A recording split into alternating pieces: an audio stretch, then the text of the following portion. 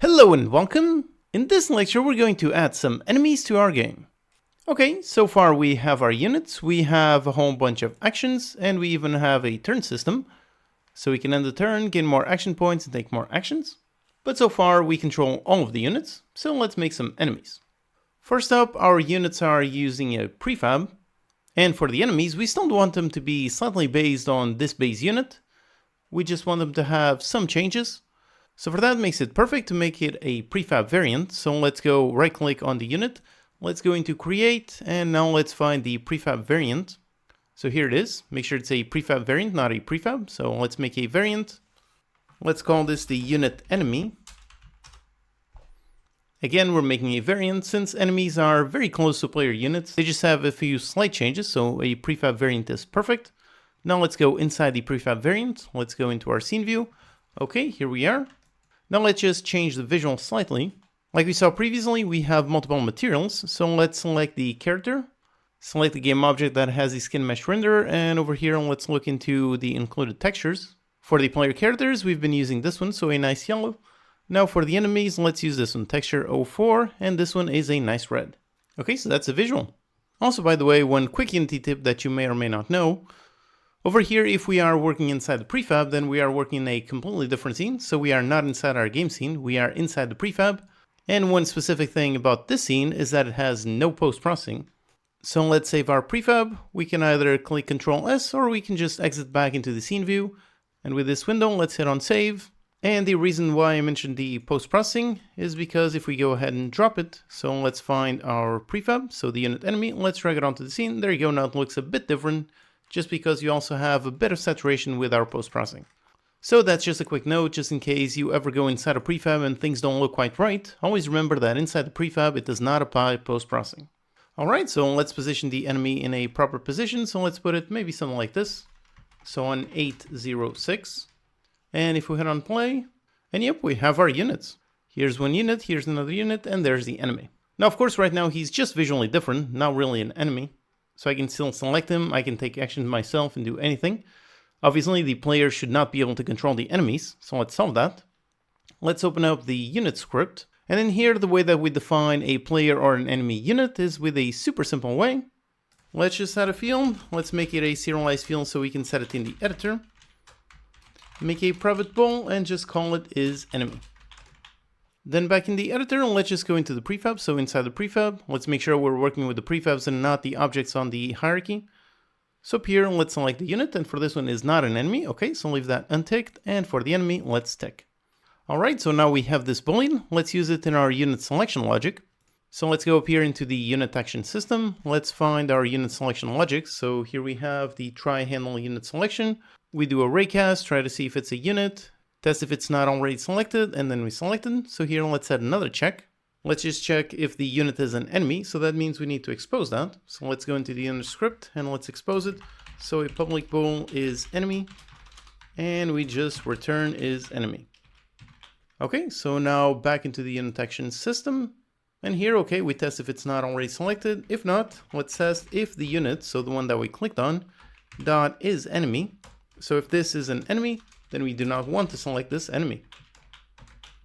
So if so, let's just return false.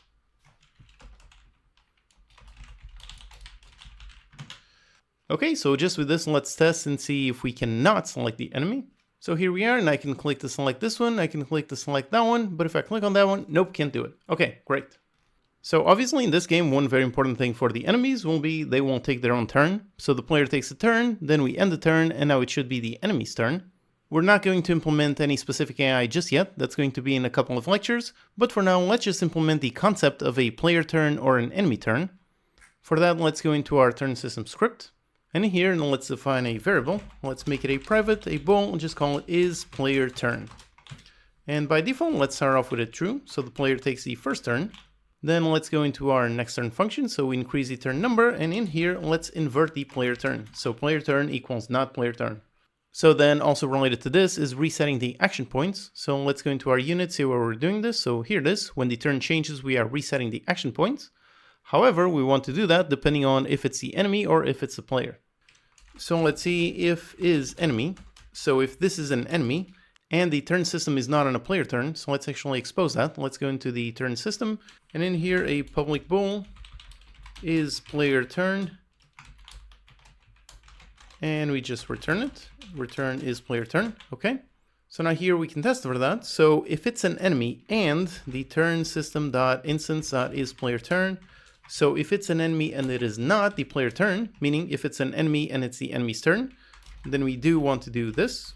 Or on the player's turn, so let's put this inside parentheses, so we have that one condition, then we have another condition, and the other condition is if this one is not an enemy, so not is enemy, meaning this is a player unit, and the turn system, we test for the player turn, so if it is a player turn. So if this is an enemy and it is the enemy's turn, then we refresh the action points. If this is not an enemy, so if it's a player and it's the player's turn, then we also refresh the action points. Okay, now finally, let's just handle the player's input. So for that, let's go into the unit action system. So over here, let's go into our update. Okay, so we test if we are busy. If so, then we do nothing, then test for the pointer and so on. So also in here, let's make sure that if it is the enemy's turn, then we also do nothing. So in here, very simple, if, go into the turn system and test if it is the player turn. If so, we want to run this, but if not, then we want to return. So if it is the enemy's turn, then don't do anything. Okay, so just like this, we should not be able to do anything during the enemy's turn. Let's see. All right, here we are, and by default, it's the player's turn. So I can move the player, I can select another one. Okay, everything still works. Now if I click on end turn, now it should be the enemy's turn. So now if I try to take any action, so if I try to move, nope, can't do it. Try to select, nope, can't do it. Okay, great. Now if I end the turn, I should be ending the enemy's turn. So I click on end turn, and now it's back into the enemy's turn. So now I can move, and yep, I can indeed move. Also, let's pay attention to the action points. So this unit has 0. Now I end the turn, turn 4, so it's the enemy's turn, so it did not replenish the action points. Now I end the turn again, now it's back into the player and did replenish. Okay, great. All the logic is working perfectly. Now let's just build a visual to see if it is the enemy's turn. For that, let's go into our canvas, and inside, let's go into the turn system UI. So let's double click to focus on this object, and let's press the 2 key, or on the top right corner, the 2D button, just to go into 2D. And now here, let's make a visual. And we wanted to make pretty much exactly like the action busy. So just a nice banner saying it's the enemy's turn. So let's actually duplicate this.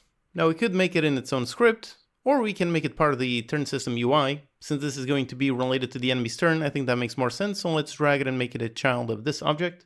Then since we duplicated, let's make sure to get rid of the action busy UI script. Okay, this has no script. Now let's rename this. So this is the enemy turn visual.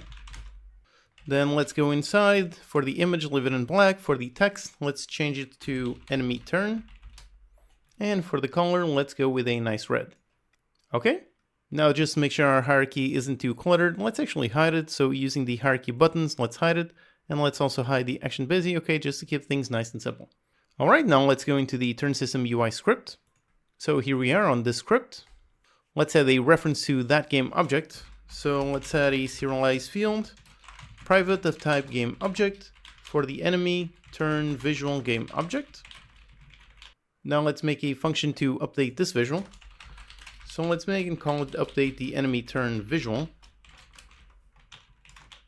For this one, let's set the active on this game object. So set the active, so call set active. Now this one is going to be active if it's the enemy's turn. So turn system, access the instant, test if it is the player turn. So if it's the player turn, this is not meant to be active. So let's set a not. So if it's the enemy's turn, then it is active.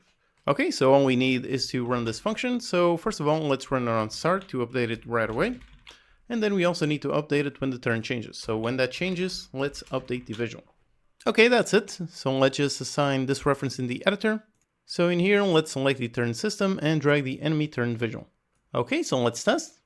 Here we are, and it's our turn. Now let's take some action. So one action, select that one, another action. Okay, now I end the turn, and yep, there you go. Now it's the enemy's turn. I cannot take any action. I can't do anything. And if I end the turn again, yep, there you go. Back into the player's turn, and now I can take more actions. Okay, great. So the only obvious thing right now is we still have the end turn button here. If we click on it, it goes into the enemy's turn. Then during the enemy's turn, we can end the enemy's turn. That is obviously not supposed to happen. Obviously, it's the enemy that should be responsible for ending their own turn. So let's add some visibility logic to this button, just like we did with the enemy turn visual. So on the same UI script, let's go down here. Let's make another function. Let's call this update and turn button visibility. And we already have a reference to the button. So let's grab this, and up here we're going to grab the button game object and call set active. And this is only meant to be active if it is the player's turn. So if it is the player's turn, we show, if not, we hide. Okay, now let's run this on start and also when the turn changes. Okay, so let's test. Alright, here we are. I can take some actions. Now let's end the turn, and yep, there you go. Now it's the enemy's turn and the button is gone. Okay, so everything is working exactly as intended, except right now we're stuck, so let's solve that. Now, like I said, later on we're going to implement some proper enemy AI logic, but for now let's just make the enemy just take a bit of time and then end their own turn. So for that, let's make the script for it. So let's create a new C# script, call this the enemy AI. Let's make a new game object to run it, so an empty game object, enemy AI. Let's attach a script onto it, reset the transform, and open. Okay, so here, like I said, let's just do something very simple. So let's make a private void update. And on update, let's add the same kind of logic that we have on the unit action system. So test for the turn. So over here, let's test if it's the player's turn, then the update does nothing. If not, if we get down here, then it's the enemy's turn. So here, let's just count down a simple timer. So let's make a private float for the timer. Just a basic thing. Again, in the future, we're going to implement some proper AI, but here, timer minus equals by time.delta time, just count it down. Then if the timer is under 0, if so, let's end the turn. So turn system, go into the instance, and go into the next turn. Okay, so that's in logic. Now we just need to listen to the event to know when to start the timer. So for that, let's make a private void start. And over here on start, let's go into the turn system, and let's listen to the on turn change event. Okay, let's make the function. So a private void with this name, object sender, event args e. Let's add using system. Okay. So in this event, really, we just need to set the timer. So let's set the timer. Let's do something like 2 seconds. So the enemy will count down for 2 seconds and end its turn. Again, like I said, later on, we're going to implement some proper enemy AI logic. Right now, we just want to make sure that both turns work. The enemy AI should just wait a bit in its turn and then pass the turn back to the player.